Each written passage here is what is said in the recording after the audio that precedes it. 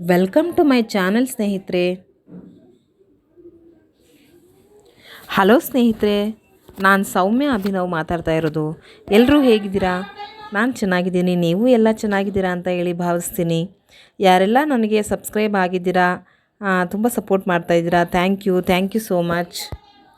ನಾನು ಇವತ್ತು ಕೊಡ್ತಾ ಇರುವಂಥ ಅಪ್ಡೇಟ್ಸ್ ಏನು ಅಂದರೆ, ಗೃಹಲಕ್ಷ್ಮಿ 16ನೇ ಕಂತಿನ ಬಗ್ಗೆ ನಾನು ಅಪ್ಡೇಟ್ಸ್ ಕೊಡೋಕ್ಕೆ ಬಂದಿದ್ದೀನಿ. ಈ ವಿಡಿಯೋ ನಿಮಗೆ ಇಷ್ಟ ಆದರೆ ಲೈಕ್ ಮಾಡಿ, ಶೇರ್ ಮಾಡಿ, ಕಾಮೆಂಟ್ ಮಾಡಿ, ಹಾಗೆ ಸಬ್ಸ್ಕ್ರೈಬ್ ಆಗೋದನ್ನು ಕೂಡ ಮರಿಬೇಡಿ ಫ್ರೆಂಡ್ಸ್. ಹೀಗೆ ಸಪೋರ್ಟ್ ಮಾಡ್ತಾಯಿರಿ. ಈಗ ಬರೋಣ ವಿಚಾರಕ್ಕೆ. ಗೃಹಲಕ್ಷ್ಮಿ 16ನೇ ಕಂತು ಅಂದರೆ ಇನ್ನೂ ಬಂದಿಲ್ಲ, 16ನೇ ಕಂತು ಬಂದಿಲ್ಲ.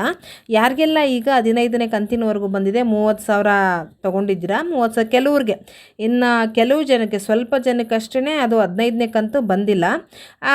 ಬಟ್ ಫೈನಾನ್ಷಿಯಲಿ ಡಿಪಾರ್ಟ್ಮೆಂಟ್ ಹಣವನ್ನು ಹಾಕಿದೆ, ಬಟ್ ಅದು ಕೆಲವ್ರಿಗೆ ಬಂದಿಲ್ಲ. ಅದು 16ನೇ ಕಂತು ಎಲ್ಲ ಜನಕ್ಕೆ ಬರುತ್ತೆ ನೋಡಿ. ಆ ಸಮಯದಲ್ಲಿ ನಿಮಗೆ 15ನೇ ಕಂತು ಬರುತ್ತೆ. 15ನೇ ಕಂತು ಬಂದು ಒಂದು ವಾರದ ನಂತರ ನಿಮಗೆ 16ನೇ ಕಂತು ಬಂದು ನಿಮ್ಮ ಖಾತೆಗೆ ಜಮಾ ಆಗುತ್ತೆ ಸ್ನೇಹಿತರೆ. ಈಗ ಗೃಹಲಕ್ಷ್ಮಿ 16ನೇ ಕಂತಿನಲ್ಲಿ ಏನಂದರೆ, ಇದು ಡಿಸೆಂಬರ್ ಬರುತ್ತೆ ಅಂತ ಅಂದ್ಕೊಂಡಿದ್ರು. ಅಂದರೆ ನವೆಂಬರ್ಗೆ 16ನೇ ಕಂತು ಆಯಿತು.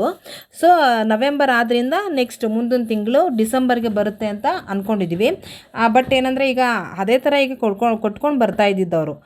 ಈ ತಿಂಗಳದು 2 ತಿಂಗಳದ ಹಣ ಬ್ಯಾಲೆನ್ಸ್ ಇತ್ತು, ಹಾಗೆ ನೆಕ್ಸ್ಟ್ ಮಂತ್ ಕೊಟ್ಟರು, ಹಾಗೇ ಕೊಟ್ಕೊಂಡು ಬರ್ತಾಯಿದ್ರು. ಈಗ ನವೆಂಬರ್ ತನಕ ಆಗಿದೆ 16ನೇ ತಿಂಗಳು, ಬಟ್ ಅದು ಡಿಸೆಂಬರಲ್ಲಿ ಬರಬೇಕಿತ್ತು. ಬಟ್ ಏನಂದರೆ, ಅದು ಡಿಸೆಂಬರ್ ತಿಂಗಳಲ್ಲಿ ಬರೋದಿಲ್ಲ ಫ್ರೆಂಡ್ಸ್. ಅದು ಡಿಸೆಂಬರ್ ತಿಂಗಳಲ್ಲಿ 16ನೇ ಕಂತಿನ ಹಣ ಬರಲ್ಲ. ಸೊ ಅದು ಏನಾಗುತ್ತೆ ಅಂದರೆ, ಡಿಸೆಂಬರ್ ತಿಂಗಳಲ್ಲಿ ಇದು ಬರಲ್ಲ. ಇನ್ನೇನು ಡಿಸೆಂಬರ್ ಅಂದರೆ ಇನ್ನು 3-4 ಡೇಸ್ ಇದೆ, 3-4 ದಿನ ಇದೆ ಅಷ್ಟೇ. ಆಮೇಲೆ ಹೊಸ ವರ್ಷ ಆರಂಭ ಆಗುತ್ತೆ 2025. ಸೊ ಅದು ಗೃಹಲಕ್ಷ್ಮಿ 16ನೇ ಕಂತು ನಿಮಗೆ ಜನವರಿ ತಿಂಗಳಲ್ಲಿ ನಿಮ್ಮ ಖಾತೆಗೆ ಜಮಾ ಆಗುತ್ತೆ ಸ್ನೇಹಿತರೆ. ಅದು ಹೇಗೆ ಅಂದರೆ, 10ನೇ ತಾರೀಕು ಒಳಗಡೆ ನಿಮಗೆ ಜಮಾ ಆಗುತ್ತೆ. ಇಲ್ಲ, ಅದು ಗೃಹಲಕ್ಷ್ಮಿ ಸ್ಕೀಮ್ ಇದೆಯಲ್ಲ, ಅದನ್ನು ಚೆಕ್ ಮಾಡ್ಬೋದು. ಅದನ್ನು ಎಲ್ಲರೂ ಅದನ್ನು ಚೆಕ್ ಮಾಡಿದಾಗ ಗೊತ್ತಾಯಿತು. ಬಟ್ ಹಣ ಬಿಡುಗಡೆ ಆಗಿದೆ, ಇನ್ನೂ ಅದನ್ನು ಮಹಿಳೆಯರ ಖಾತೆಗೆ ಇನ್ನೂ ಬಂದಿಲ್ಲ ಅನ್ನೋದು ವಿಚಾರ ಗೊತ್ತಾಯಿತು. ಸೊ ಹಾಗಾಗಿ ನಿಮಗೆ 16ನೇ ಕಂತಿನ ಹಣ ಜನವರಿ ತಿಂಗಳಲ್ಲಿ 10ನೇ ತಾರೀಕು ಒಳಗಡೆ ಸಿಗುತ್ತೆ. ಅಂದರೆ ಜನವರಿ 1ಕ್ಕೆ ಬರಲ್ಲ, ಹೊಸ ವರ್ಷ ಆಚರಣೆ ಮಾಡೋಕ್ಕೆ ಅದು ಆ್ಯಕ್ಚುಲಿ ಉಪಯೋಗಕ್ಕೆ ಬರಲ್ಲ ಅಂತ ಅಂದ್ಕೊಳ್ತೀನಿ. ಜನವರಿ 10 ಒಳಗಡೆ ನಿಮ್ಮ ಖಾತೆಗೆ ಬಂದು ಜಮಾ ಆಗುತ್ತೆ ಸ್ನೇಹಿತರೆ.